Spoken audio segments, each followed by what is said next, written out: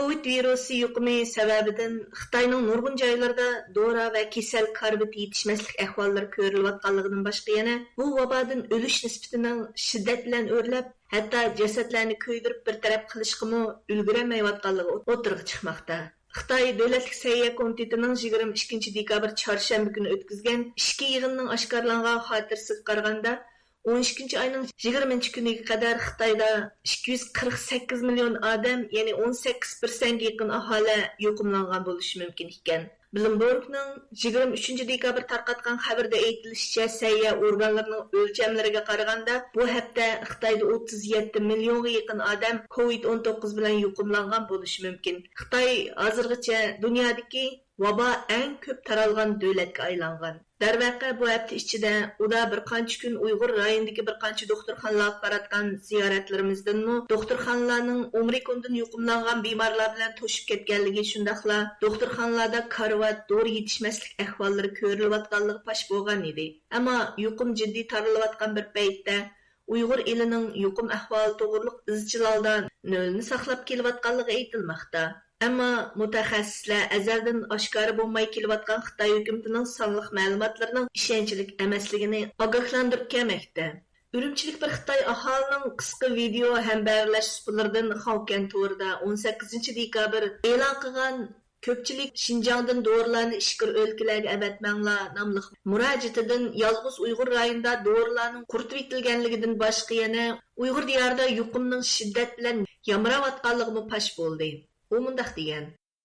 对于新疆乌鲁木齐市来说，刚结束了4个月。 Urumchi uchun aytganda, amdila 4 oyga so'zilgan yuqum kontrolligidan ozod bo'lgan bu kunlarda boshqa o'lkalarda shiddat bilan eshiyotgan yuqum ahvolini to'rlardan ko'rib, bizmi besim his qilishga boshladik. Bizning idorani elib aytsak, 6 dekabr ishga tushdik. 10 dekabrga kelganda bo'lsa 19 odamdan 12si yuqumlandi. Asosan 60% odam yuqumlangan bo'lib chiqdi. 10号已经感染了12人，基本上60%人出现阳性。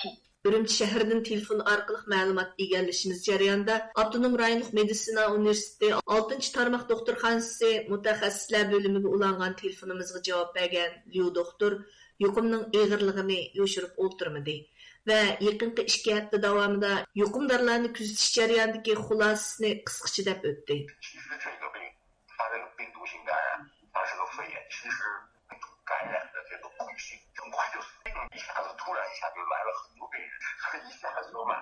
Xinjiangda idora organlar qayta ishga tushgilimi bir oyga yaqin bo'lib qoldi desak bo'ladi. Yaqinqi 2 haftaning ahvoliga qaraganda doktorxonamizga kelayotgan bemorlarning soni yaqinqi 2 kunda ozildi. Bak og'ir og'riqlar jiqamiz. Bu virus bilan yuqumlanganlarning alomati zukam bilan ancha farqlanib ketmaydi. Biroqla unum beradigan dori yo'q. Shunga biz dastlab og'ir kasalliklarga qarata darhol davolash ilib bordik.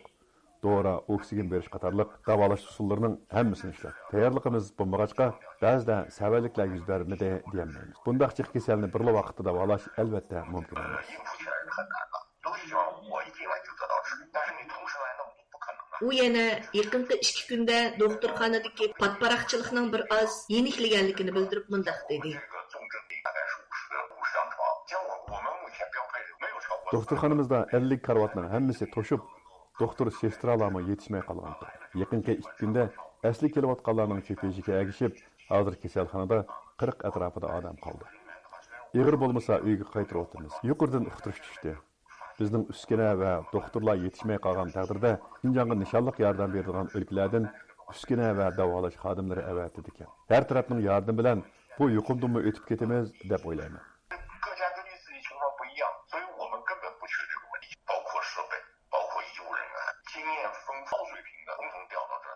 Ammo Urumchi yashaganlar sanatoriyasining bir doktori bu qitimliq yuqumdan aman esan o'tib ketishga unchalik umidvor emasligini bildirdi.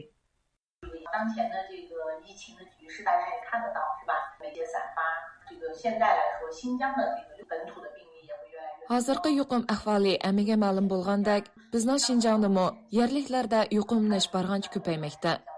Bizning klinikalik ko'rsatishimizga qaraganda, belgilama bo'yicha yashanganlar va yurak qon tomir kasalliklari qatorliq kasallar borlar vaksina emlanmagan bo'lg'achqa, bu yuqumda yashanganlarning yuqumlanishi gavdalik bo'lmoqda.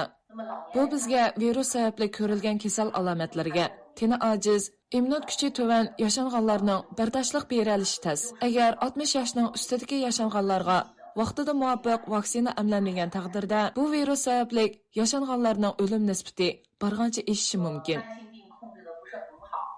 波动比较大那么这个时候呢，它暂时对老年人说，重症就预示着生命危险嘛。对于老年人来说，我觉得应该是积极的去接受。 Gerçi bu Xitoy doktor o'zi davolayotgan kasallarning ahvoliga ichinib, andishisini oshkor o'tirib qo'ygan bo'lsa-mu, ammo bu doktorxonada mush qitimqi vabo sababli o'lganlarning bor yo'qligi haqidagi savolimizga javob berishni rad qildi.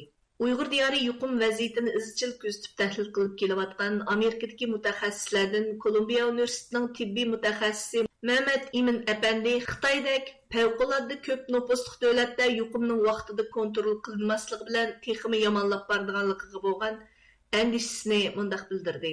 Hozir ham Xitoyda shu butun shu dora doktorxona davolashni jiddiychilik bo'lganligi uchun nurg'un Xitoyninki chet eldan yani boshqa davlatlardan munosabatli dorilarni ilib Xitoyga avatib berayotganlik ahvol doklad qilinmoqda. Bu hamda bu Xitoyda hozir kam deganda 50-60% Xitoy aholisiniki 50-60% yuqumlangandan keyin anandan keyin bu pasayishi mumkin. Hozir hamda bu e'lon qilingan sonliq ma'lumotlarni aytdi oz. Xitoy hukumatiniki asosliq hukumat tashviqotlarida bu nimaninki vaboninki yaxshi kontrol qilganligini, ya'ni Xi Jinpingning rahbarligida bu vaboni unumli kontrol qilganligini tashviq qilyapti. Doktorxonalardagi ba'zi ahvollar boshqalarningki xabar tepishidan cheklanyapti-ku. Lekin umumyuzlik ahvolni bilish biraz qiyin hamda vatandagi xalqimizga. Uyg'urlarning yaqinqi kunlarda qaytadan yana uy besib yuqori temperaturli qizishga o'xshash kasal alomatlari umumyuzlik ko'rilayotganligi to'g'riliq o'xshamagan videolik uchurlar taralmoqda. Qayta yuqum to'lqinlari uyda och qilib, davolanish qabul qilinmay hatto o't oftida qutqizilmay o'lib ketishdak fojialarni beshdan kechirgan Uyg'ur ommasining Әмдікі еңі юқым долқында өзлеріні яна қандақ рәйімсіз тәдбірлерінің сақлап тұрыватқанлығы болған әндішілерімі ifadələnməkdə. Doktor Mehmet Emin Efendi, aşkarlanıvatqan uçurla Uyghur elidimi partlaş xarakterlik yeni yuqum dolqını körülüş başlığanlıqıdan derek berdiğanlıqını, amma bu vabanın ən dəhşətlik dolqınının bolupmu yeni yıl və çağan məzgillərdəki yurtidan Uyghur diyarıga qaytqan Xitoy көчмән dolqiniga әгішіп keldiğanlığı bolğan pərəzlərini mundaq oturuq qoydu. Çoğun tarqalğan hozir vabanınki qonuniyatiga asoslangan vaqtda kam deganda shu rayondagi nüfusning yarimidan ortiqi yuqumlangan vaqtida yoki unumlik vaksina emlangan vaqtida anandan keyin bu vabo pasishga qarab mavda. Ya'ni faqatla ikki xil usul bor. Birisi umum xalq vaksina emlash, yana birisiga umum xalq ya kam deganda shu umum xalqning ko'p qismi yuqumlanib saqlash orqali bu xalqningki ma'lum virusga nisbatan immunitet kuchi paydo bo'ladi. Bu bir qonuniyat. Shunga bu xil yuqumlanishninki oldini to'sib olish hozir bak qiyin. Ma'lum bo'lgandek Uyg'urlarninki bir yerdan bir yerga safarga chiqishi yolg'iz bu vabo degan emas, undan burunla cheklangan. Bo'lgan vaqtda Uyg'urlarninki bu virus tarqatish fursati nisbatan oz, lekin Xitoyning chag'an mazgilda yurtlarga berib qaytib kelishi sababidan bizning vatandami nurg'un kishilar yuqumlanishi mumkin. Bu muqarrar. Qo'limizdan kelsa bizning qila oladigan ishimiz, eng yaxshi ishimiz virusning tarqalish sur'atini ostirilish orqali uningdan bo'lgan ziyonni to'valtish.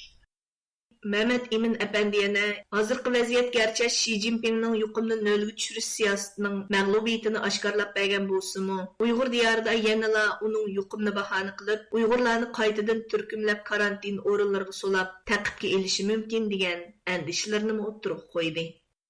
Mesela mağazatin hem de batakaşı ahırlaşıp içiverse tükeydiğinde emas. Çünkü meyli ürümçinin etrafı koruma siluvatkan karantin merkezleri herkes öyle 2-3 aydan keyin maaş tugaydigan degidek emas 4-5 yıllık plan kılıp Uzun müddetlik şunda. Pul saldı, meblag saldı. Kiler yıl, onun keyin yana bu qaytılış ihtimali var. Olmasak da hükümeti 10-yıllık pulni Xi Jinping özü taktik vaqtida hozir taravatdan vabanın barmak qilib, bunun aqibati kishilarni shu tarafga olib qo'ygan. Xitoyda qaytib ortilgan COVID virusi Xi Jinping hukumatining yuqumni nolga tushirish, qamal siyosatining mag'lubiyatini echib ko'rsatmoqda. Dunyo sayohat tashkiloti Xitoydagi yangi yuqum to'lqinining qamalni bo'shitish bilan munosabatsiz ekanligini, amaliyotda Xitoyda bu qitimqi qamalni bo'shitishdan burunla boshlanganligini o'ttirib qo'ygan edi. Yana ba'zi ma'lumotlarda Xitoy sayohat tarmoqlarining bu navbatli yuqum to'lqiniga taqobil turamasligi va oqibatining ilgirkidanmi ig'ir bo'ladiganligini ogohlantirmoqda.